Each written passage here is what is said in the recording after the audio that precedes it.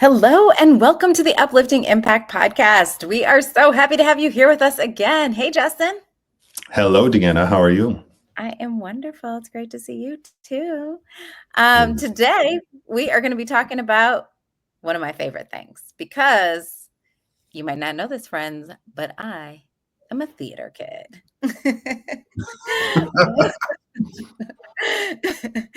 So today we are going to be talking about not just theater, but we're going to be talking about something very specific. We're going to be talking about the 3-second mirror game and specifically how that can build trust with anyone.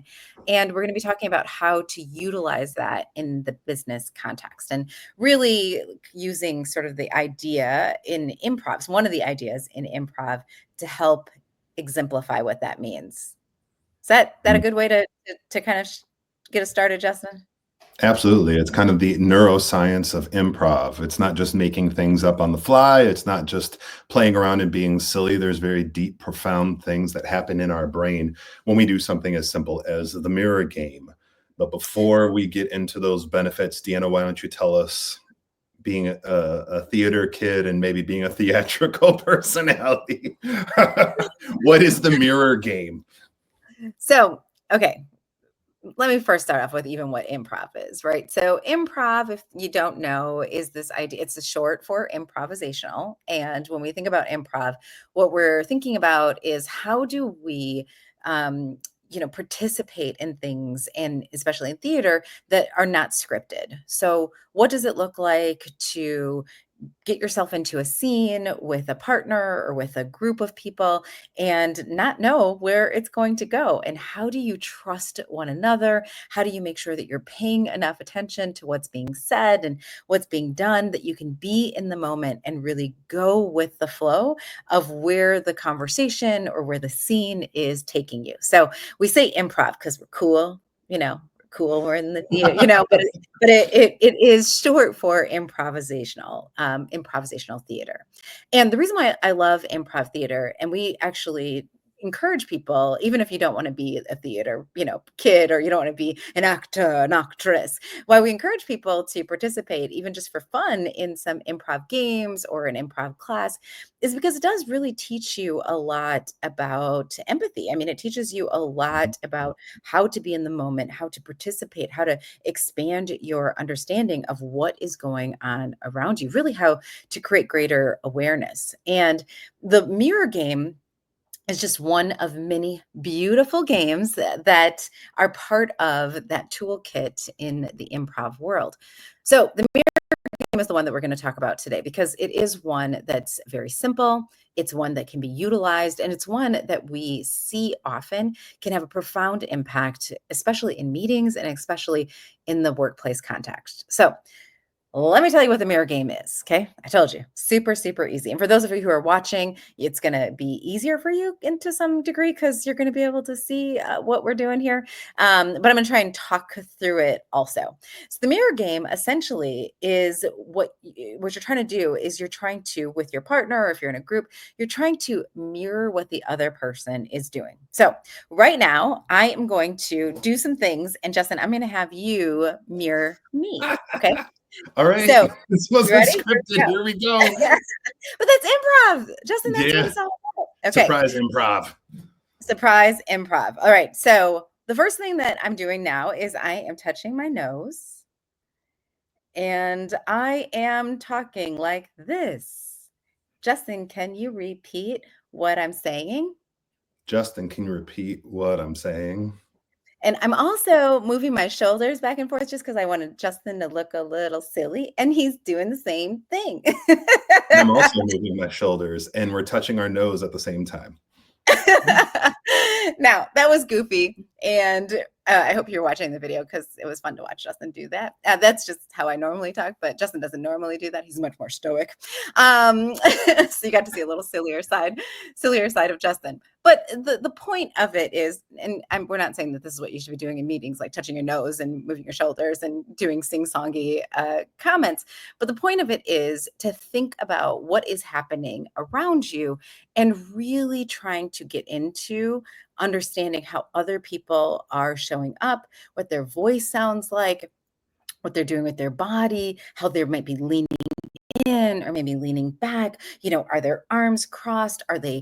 Is their hand like touching their cheek? What's the tone that they're using? What kind of language are they using? To pay attention so that we are thinking about our own awareness. We're thinking about our own sensitivities and the sensitivities of others in the room. And one of the most important things that I love about the game is that it's giving us the opportunity to practice and to try new ways of communicating. Like, it's giving Yeah. us new opportunities to expand. Like, we have our own things, right, that we like to do, that we feel comfortable in. Like, I like the shoulders moving, and I like leaning forward, and I like, the sing-song. That's just part of who I am. But giving ourselves the opportunity to practice things that take us outside of our comfort zone. So that's like the mirroring game. Not in a nutshell. That was a very large, large nutshell, but you're getting the concept, I hope. And it's important more than just being fun because it's essential to establishing trust on a very deep level. Even though we might say we trust people, our brains don't when they're doing things and they move in the world differently than we understand. Mhm. So, regardless of what people like the grand gestures and behaviors that they do over time, like, oh, you haven't paid me back $100, I don't trust you, beyond those things, and even beyond what people say, if someone has done nothing but earn our trust, lend them $100, they pay us back the next day. They always fulfill their word. They always do what they say they're going to do, and we trust what they say. There's still parts of our brain that kind of hold back if they're moving in their nonverbal gestures in ways we don't understand or are unfamiliar to us. Because on one level, maybe unconscious to us, we are suspicious of that way of moving around.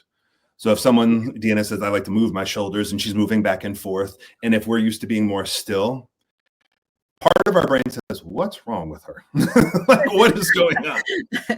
And it's understandable because on a neurological level, the neuroscience shows that like a third of our neural pathways, all the connections between the thinking and the thoughts and the behaviors of our brain, a third of those are wired for mirroring. It's called neuron mirroring. So we're talking about the mirroring game and being intentional about reflecting the behaviors of others. But on a subconscious level, you already do it.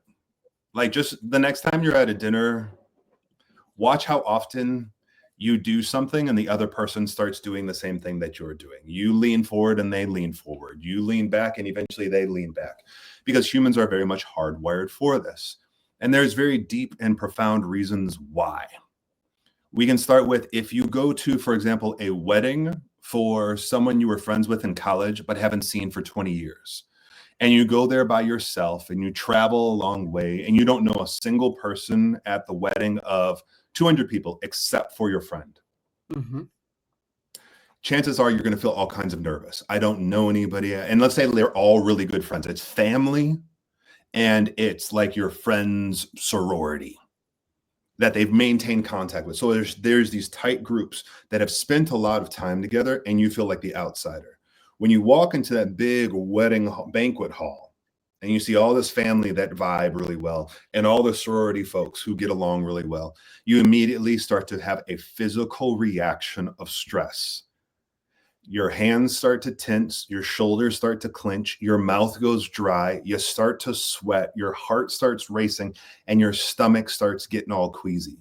These are all things where neuron mirroring in our brains makes us ill until we catch the vibe, until we get on the wavelength of the people in the room and catch the vibe, get on the same wavelength.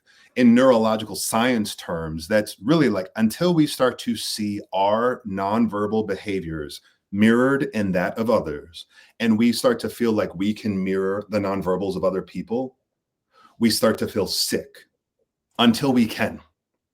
And it's a way you can think about through evolutionary human psychology way back when. If we were going to get along and survive, humans needed a village. And in order to know that the village was safe and united, we have picked up all kinds of ways of saying, like, wait, are we aligned? Are we in agreement? Are you secretly plotting to leave? Are you secretly plotting to betray us? So our brain gets really used to focusing and recognizing all these small behaviors because for as long as humans have been humans, it's been essential to our survival. Yeah, it's fascinating to me too that we have words, we have wavelength, right? We have vibe. Mhm, So we know what this feels like and we can call it out. We understand it. So we know when it's happening and we know when it's not happening. So we can use like neuroscience and these big words, but we actually already have a sense of what it is and when it's happening and when it's not happening. And I think the biggest thing is just the intentionality around it, and it's thinking about how do we help ourselves right when we're in these situations, and how do we actually help others? Because if we're having those feelings of being like uncomfortable, right? We're having these feelings of like, oh, I don't know. Do I belong here? Or we're having these feelings of like, I mm, feel I'm not exactly sure if I'm mirroring, or I'm feeling kind of queasy because I don't know like if I've caught the same wavelength. Guess what? Spoiler alert. Other people are having it too. And so if we're trying to think about being a bridging leader, one of the most beautiful gifts that we can give to other people, one of the things that we can do to create really great bridges is we can be proactive about making sure that we are mirroring for other people, right? We can put that out there. We can make sure that we're paying attention so that we also are helping alleviate that stress in other people. And I think that that's really important because if we know that that's what we're experiencing, and we can get really good at not only being aware of what we need to make our stress levels go down and get mhm, ourselves on the wavelength, and but also make sure that we're being more aware of what we have to do or what we can do, not have to, but what we mhm. can do as bridging leaders to prepare and to support other people. Wow, what an amazing gift Yeah. to be able So if to you're give. feeling stressed and if you feel other people are at unease and you want to earn trust and to give trust, the mirror game. And so we've kind of talked about what it is, but maybe some of the particulars of how to do it. I think I like Deanna, you said there, make intentional what's already uh, subconscious, unconscious, and has been almost instinctual to humans for as far as humans have been around. So some of the things to pay attention to is posture. So right now, even with us, Deanna is leaning to one side, and so am I. Deanna is nodding a lot, and so am I. While she's talking and explaining, she was furrowing her brow, and I started doing the same thing. So we can think about posture. So when you're, especially in those first few moments, you're at the wedding banquet hall, and there's a circle of 10 people having a conversation, and you want to join it, and you're like, I don't know what to say. Before you say anything, say stuff with your body. Say, I belong here by having your body language mirror what other people are doing. So, again, if arms are crossed, maybe your arms are crossed as well. If people are leaning in, you lean in slightly. If people are further back, you lean further back. So, posture about the way people are, like kind of their neutral stance is, pay attention to that and try and mirror it. But of course, like humans are never just in one posture like a painting and we stay there like a mannequin. We're always moving. So, Deanna, what are some of the gestures to mirror in addition to posture? Well, this is one that was really hard for me, and Mm, I will admit this wholeheartedly. I am a hand talker. Like, I like to do all the hand things, right? My hands me like to too. move where my mouth is moving. I like to, make if you were watching again, you would see this, right? Like when I'm talking, I like to, I think, physically draw out what I am trying to say. I like to put things in the air to kind of illuminate like where in my brain they sit. Our And whole families were super animated with it. You can tell our entire conversation without hearing a word. You could follow everything we're saying just by our hands. you really could. And so one of the things I had to realize though is that for some people that is not welcomed, right? Like for some Yeah, people that is very uncomfortable, right? yeah. It seems like it might seem threatening, it might seem like discombobulating, it might not, it just might not be the right vibe. And so one of the things that I have gotten to be more aware of is just recognizing like what are people doing with their hands? Yep. Right? How, when they're talking, what are they actually doing? Are we in a room full of people who are comfortable with their hands, like all these hand movements that you do, Deanna? Or is this a group that, you can bring your hands into this conversation, but maybe not right at the very beginning, right? Like let's ease into this. And That's a great I think point that's because it's like a yeah. negotiation. It's never like, Oh, oh, this person is standing this way. I can never, or it's that you're meeting them 100% of the way. Like a no. actual subtle art of getting on the same wavelength is negotiating what the wavelength is. Now, Yes. because you're a bridging leader and because you know about the mirroring game and because you're even listening to this, you're going to be people more than 50% of the way because they might not know to do this. But Right. part of earning trust and also feeling comfortable is pulling them towards you a little bit more.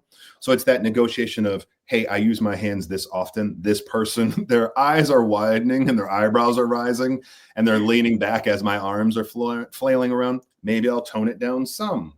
But then what's interesting is like once you tone it down some, you'll find that they start using their hands more. So we've Right. got posture, we have gestures. And a third thing about the mirror game is proxemics. So it's Mm. proximity, how close we are to one another. Don't And you this like is how he something throws these words in there? Say that word again, Justin. proxemics. He just out of nowhere, friends. This is what happens to me all day long. I sometimes and then I have to go look it up, but they're real words. And Okay, then sorry. sometimes I'm like, oh no, I made that up. But pay Sorry, attention Justin. Sorry. to like how far away and how close people are. So we have the Oh, posture.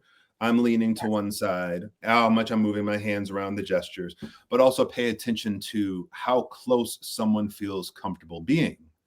That's something that often gets neglected. We're like, oh, I'm just used to this. But keep in mind, there's all kinds of fascinating studies done about how the human brain recalibrates things like cultural context, power dynamics, other social yes. identity dynamics, where we have this sort of the set of unwritten rules, like, oh, I'm talking to this person. That means I'm supposed to be 3.2 feet away from them. But now this person, I'll be 2.7 feet away from.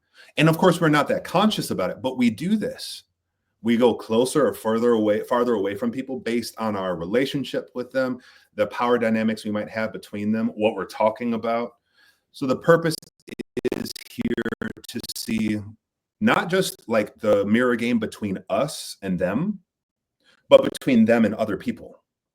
So again, the situation of going into the marriage banquet hall and I see a group of people and I say, oh, they're about this far apart. It would not make sense for me to be on the outside of the circle. Like if they're all like within 2 feet of each other and I'm 5 feet away trying to shout into the circle, what I look like. Or if I don't know anybody and they're 2 feet apart from each other in the circle and I put my arm around somebody, that's too close for the situation.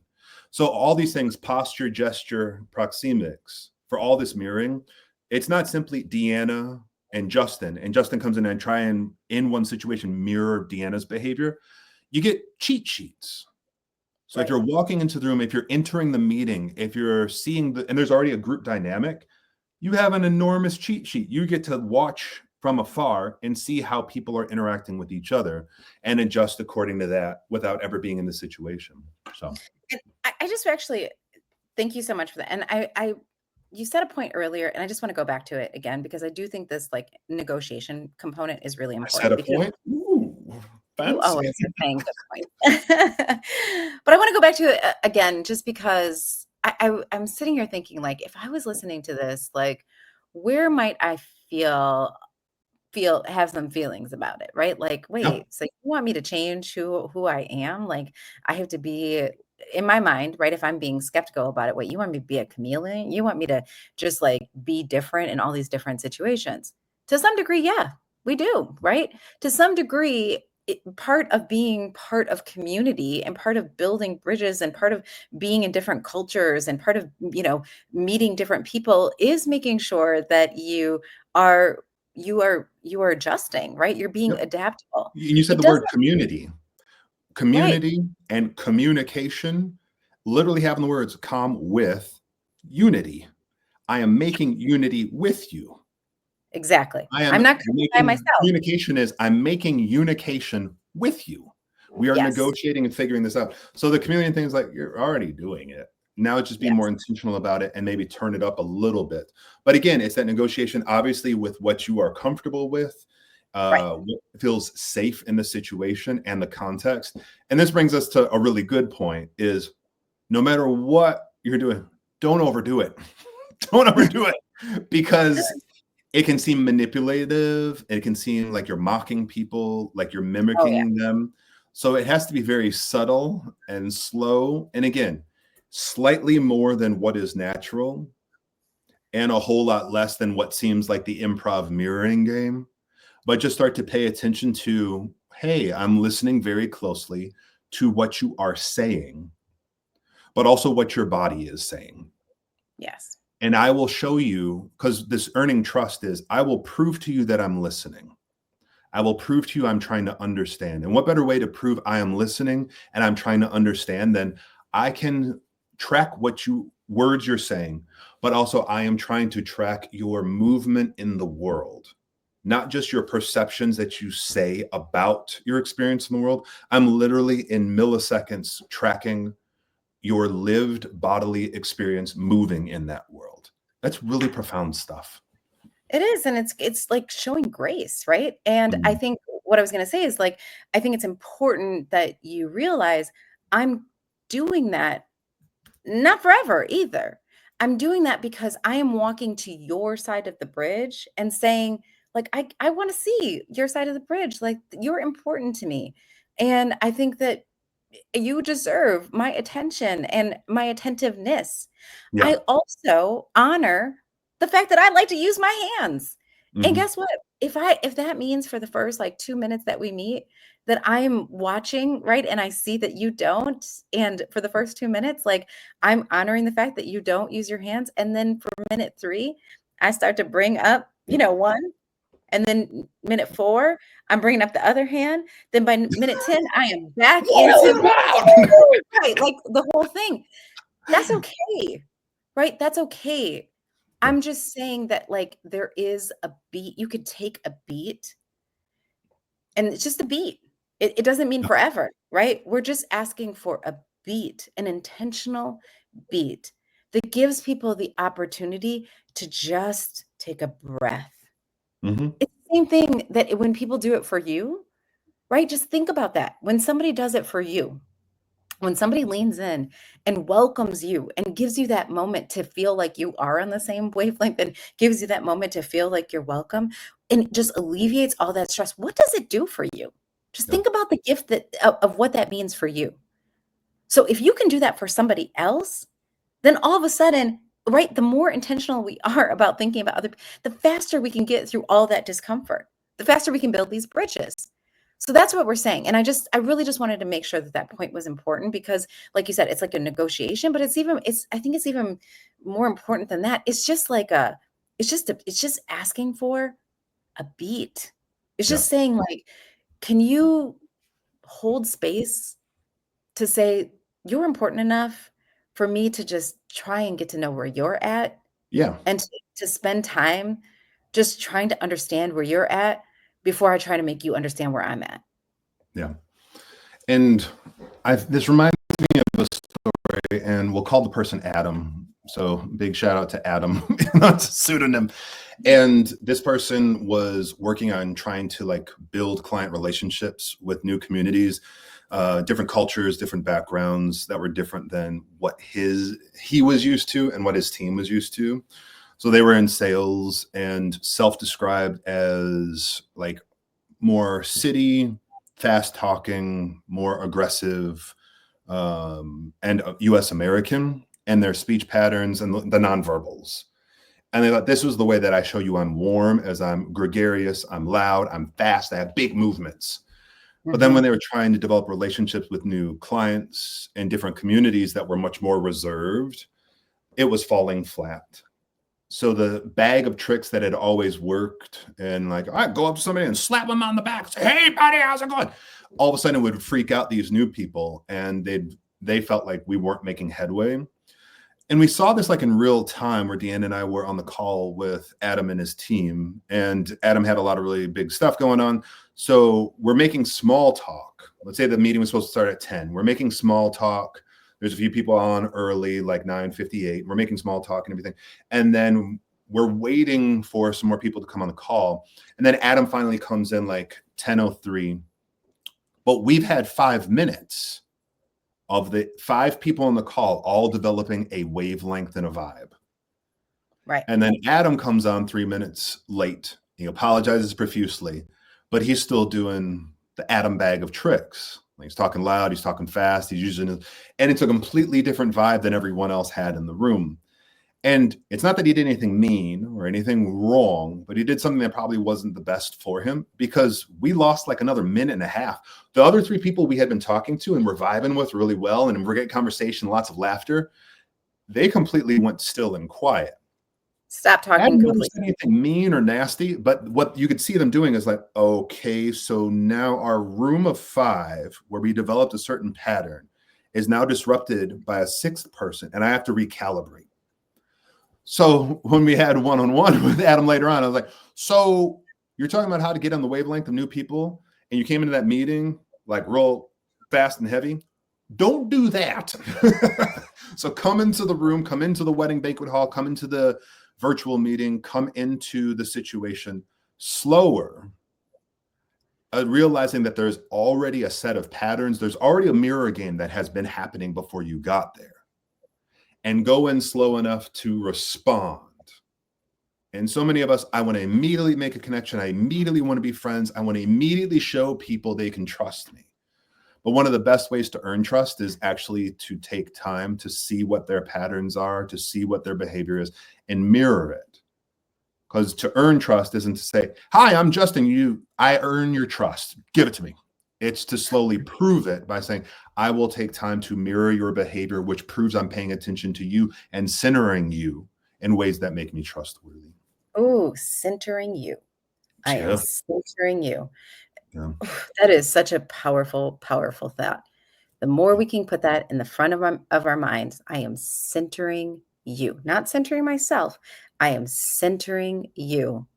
The more Mm, powerful we become, like the better our relationships are. mm, And I think that that conversation that we ended up having with Adam, we've had a lot of Adams. I know yeah. exactly which conversation you're talking about, Justin, but it's not a singular situation. We've had a No, lot of situations that have been leaders like be that. leading, They do be and, leading. and Right? they forget how to follow. It's like, And whoa, take a back seat for me a second. too. Yeah, This is me me too. too. It's Oh, me me too, too. right? It's not just those are people over there. It's me too. Yeah. Like I see myself doing this. And so that's how we know these things, right? It's not just these like people, I've done this. Again, not from a place of trying to hurt somebody, not from any, it's just because we're human. And Mhm. that's what we're trying to talk about. Like, how is it that we can shore up our toolkits and make sure that we are walking into spaces and just being more thoughtful about how we do it and how we do it even better. And guess And that what, friends? thoughtfulness of like that continuous improvement that we've talked about here with the mirror game, it's only one of a whole lot of stuff we have. So we mentioned tips and tricks because of mistakes we've made. And we'd love to learn with you and share the things that we've learned in our own experience, but also learn from others that can help you be a bridging leader who connects across differences while fostering them. So in the description, we got all sorts of fun stuff for you to look at to continue to follow this uplifting conversations where we talk about bridging leadership, but then also to pre-order your copy of The Bridging Leader, where you'll learn more and more about connecting across differences while fostering them. Absolutely. So thank you so much for joining us again for another uplifting conversation. Please like this podcast, share it with other people, continue to ask us questions because we're using your questions to decide what we're going to talk about on the podcast. We are in final edits too, friends, final edits. So please keep sending us your positive vibes because those help a lot too. And we cannot wait to have another conversation with you. Until then, be well, friends. Bye. Bye.